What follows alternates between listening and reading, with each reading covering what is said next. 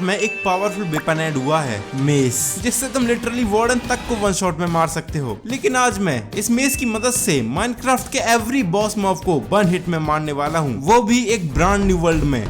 सबसे पहले स्टार्ट करते हैं अपने बेसिक गियर बनाने से, जिनको देन हम अपग्रेड करेंगे स्टोन्स में, कुछ खाना और बनाते हैं अपना पहला बेड। नाउ मुझे एक विलेज की सख्त जरूरत है, क्यों वो मैं आपको बताता हूँ। तो बेसिकली मेस पाने के लिए हमें चाहिए होंगे ट्रायल चैम्बर्स, जिसको ढूंढना बहुत ज्यादा मुश्किल है। लेकिन इसके सोल्यूशन के तौर पर जब हम किसी विलेजर को कार्टोग्राफर की जॉब देकर उसे अपग्रेड करेंगे तो वो हमें ट्रायल चैम्बर्स का मैप दे देगा, जिससे हमारा काम बहुत ज्यादा आसान हो जाएगा। अब आसपास कोई विलेज है या नहीं ये चेक करने के लिए मैं जाता हूँ ऊपर और रेंडर डिस्टेंस को करता हूँ फुल। ओ वो रहा विलेज, सिंपल। और यहाँ पर हमारा पहला दिन होता है complete. Oh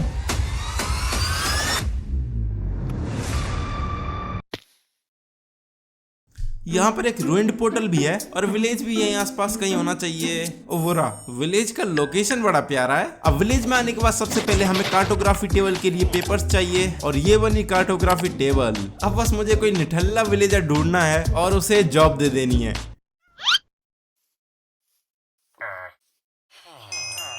and as you know कि ये विलेजर पेपर्स के बदले एमरल्ड्स दे रहा है, लेकिन मैं यहाँ पर अब शुगर केन सुगाने नहीं बैठूंगा। इसके लिए मेरे पास एक आइडिया है। इस विलेज में मैं एक विलेजर को फ्लेचर बना दूंगा और फ्लेचर से स्टिक्स के बदले एमरल्ड्स लेकर उन एमरल्ड से कार्टोग्राफर के साथ ट्रेड करके उसे अपग्रेड कर दूंगा। लेकिन इसके लिए मुझे बहुत सारे फ्लेचर्स की जरूरत होगी। और ये गया दूसरा, तीसरा, चौथा। नाउ अब टाइम है मजदूरी करने का, यानी अब मुझे चाहिए बहुत सारा वुड।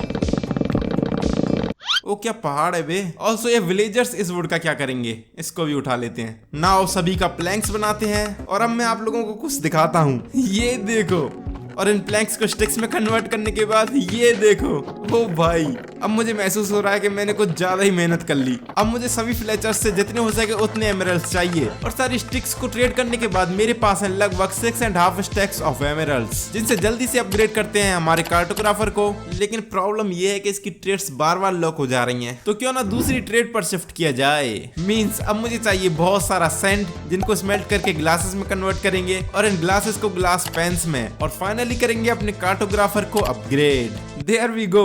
फाइनली हमारा कार्टोग्राफर मास्टर तक पहुंचने के बाद ट्रायल चैम्बर्स का मैप दे रहा है, लेकिन उसके लिए चाहिए कंपास, जिसको बनाने के लिए मेरे पास रेड स्टोन नहीं है, और रेड स्टोन को माइन करने के लिए मेरे पास आयरन पिकैक्स नहीं है। यानी अब मुझे आयरन चाहिए, रेड स्टोन, लेकिन इसको माइन नहीं कर सकते। और रेड स्टोन, और भी रेड स्टोन। फाइनली हमारे आयरन्स, और ये रहा हमारा रेड स्टोन। और लेट्स गो। अब हमारे पास है ट्रायल चैम्बर्स का मैप, और ट्रायल चैम्बर्स इस जगह से लिटरली बहुत ज्यादा पास हैं। लेकिन मैं ट्रायल चैम्बर्स में ऐसे थोड़ी जाऊंगा, थोड़ी सी प्रिपरेशन तो बनती है। हमारे पास एक अच्छा आर्मर भी तो होना जरूरी है, जिसको पाने के लिए मेरे पास दो ऑप्शंस हैं। पहला कि मैं माइनिंग कर लूं और दूसरा कि मैं एक आर्मरर से ट्रेड कर लूं। लेकिन इसके लिए मुझे फिर से लकड़ी तोड़नी पड़ेगी, फ्लेचर के साथ ट्रेड करना पड़ेगा, फिर एमरल्ड से आर्मरर को अपग्रेड करना पड़ेगा। माइनिंग ही सही है।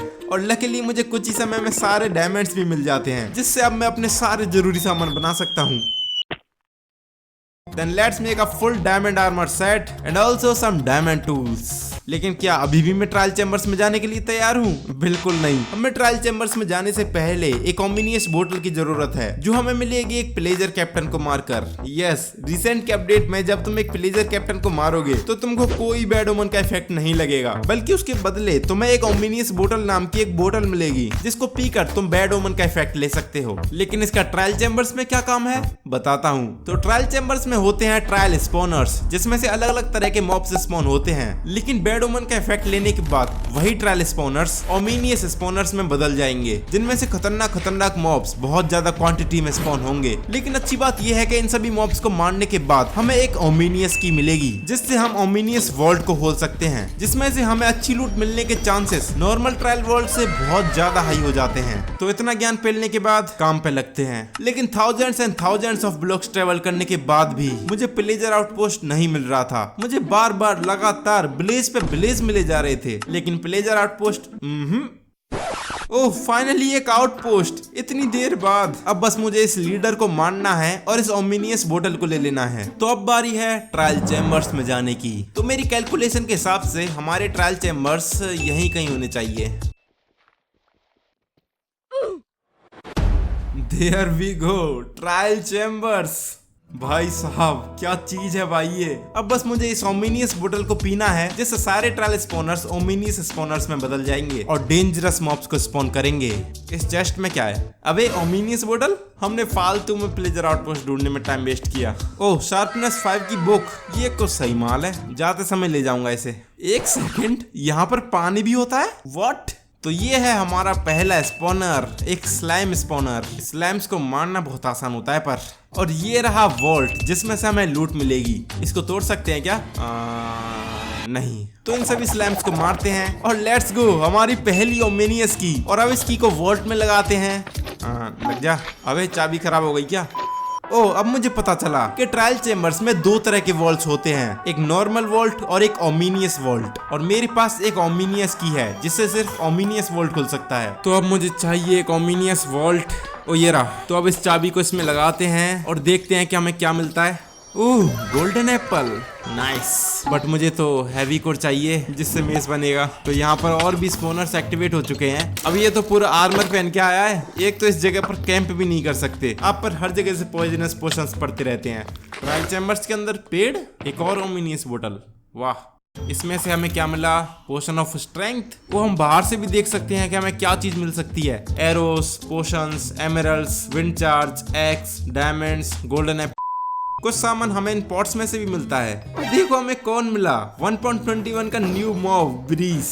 लेकिन ये अनोइंग भी बहुत ज्यादा है, लेकिन इसको मारना भी बहुत जरूरी है, क्योंकि इससे हमें ब्रीस रॉड मिलेगी। फिर ऐसे ही करके मैं बहुत सारे मॉब्स को मारता हूँ। लेकिन मुझे क्या मिल रहा था? Potion of strength. आलू कौन देता है बे?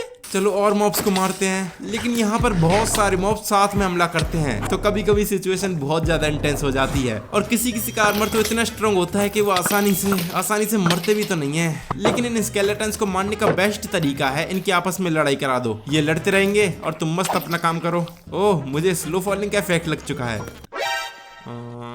तुम यहाँ सेफ नहीं हो वैसे मेरे रहते। फिर ऐसे ही करके मैं बहुत सारी मॉब्स को मारता हूँ और मेरे पास काफी ओमिनियस कीज हो जाती हैं, जिनसे मैं वर्ल्ड्स को खोलना शुरू करता हूँ। नोप, देखते हैं इसमें से हैवी कोर मिलता है या नहीं। इसमें से भी नहीं।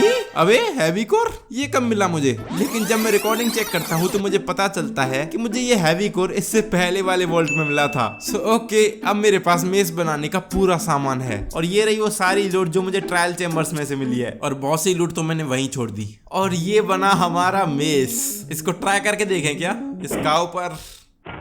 यप, वैसे मजा तो आता है मेस चलाने में। इन ब्रीज रॉड से हम विंड चार्ज को भी क्राफ्ट कर सकते हैं, जिससे हम मस्त हवा में जा सकते हैं। और लास्ट में इस मेस को एन्चांट करके देखते हैं, लेकिन उसके लिए मुझे एन्चांटिंग टेबल बनानी पड़ेगी। तो चलो बनाते हैं। और ये रही हमारी एन्चांटिंग टेबल। देखते हैं फर्स्ट ट्राई में क्या मिलता है। वही फालतू सी एन्चांटमेंट।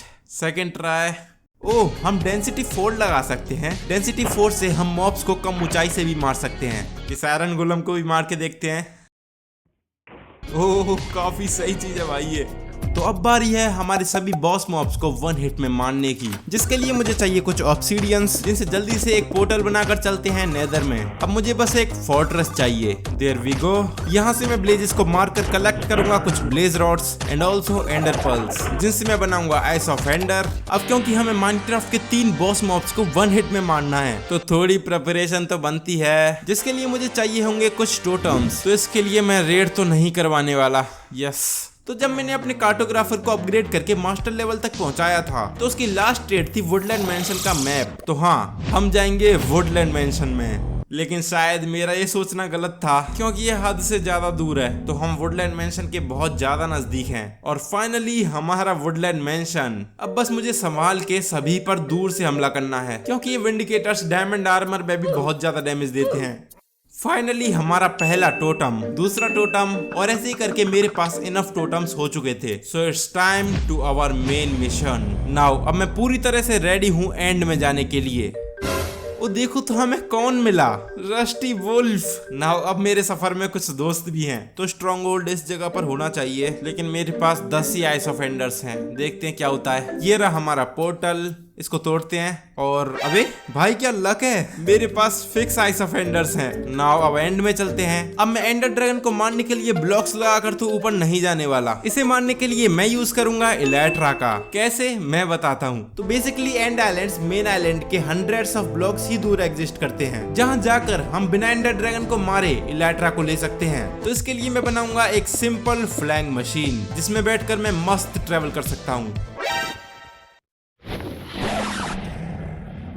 अब बस मुझे यहाँ पर एक बोट प्लेस कर, अबे तो ये रही हमारी फ्लैंग मशीन। अब बस मुझे यहाँ पर एक बोट प्लेस करनी है और यहाँ पर रेड स्टोन लगाकर इसे स्टार्ट कर देना है और तुरंत ही बोट में बैठ जाना है। और अब चलते हैं हमारे अंतरिक्ष के सफर पर, मेरा मतलब एंड आइलैंड्स पर। ओ वो देखो हमारी पहली फ्लैंग मशीन, लेकिन ये रुक क्यों गई है? मुझे छोड़कर जाएगी तो रुक ही जाएगी।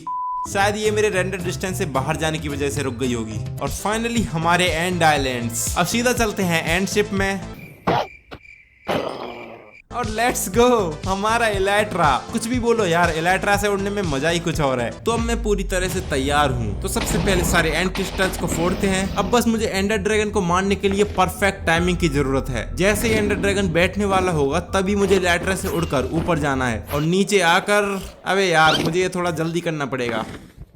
ओह no no no no no,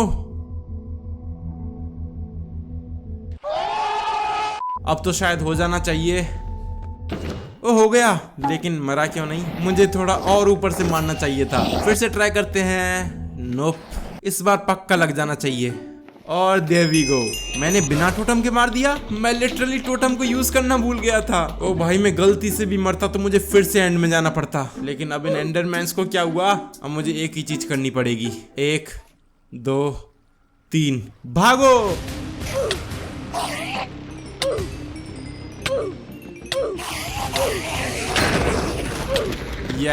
We finally beat the game।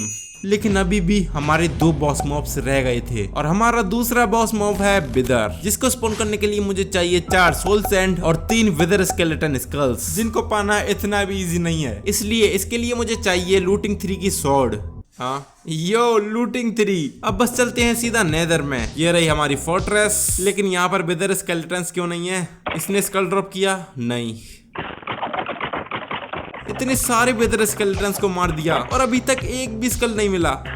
Let's go, हमारा फर्स्ट विदर स्कल। और ऐसे ही बहुत सारे विदर स्केलेटन्स को मारने के बाद हमारे 3 स्कल्स। लेकिन उससे पहले मैं आपसे एक सीरियस क्वेश्चन पूछना चाहता हूँ। मैं आपके लिए वीडियोस बनाने में बहुत मेहनत करता हूँ, इसलिए आपको कमेंट्स में बताना है कि आपको मेरी वीडियो में क्या चीज अच्छी लगती है और क्या बुरी, जिससे मैं वीडियोस को और ज्यादा एंटरटेनिंग बना सकूँ। और अगर आपने वीडियो यहाँ तक देखी है तो कमेंट्स में लिख देना आई लाइक इट। तो अपने वर्ल्ड में विदर को मारने से पहले मैंने बहुत बार ट्रायल वर्ल्ड में विदर को मारने का ट्राई किया, बट विदर बार बार उड़ जा रहा था। तो इसके लिए मेरे पास एक प्लान है। मैं ऐसे जमीन में एक गड्ढा करूंगा और फिर विदर को स्पॉन करूंगा। तो guys, the moment of truth. Okay, अब बस यहाँ से मैं ऊपर जाऊंगा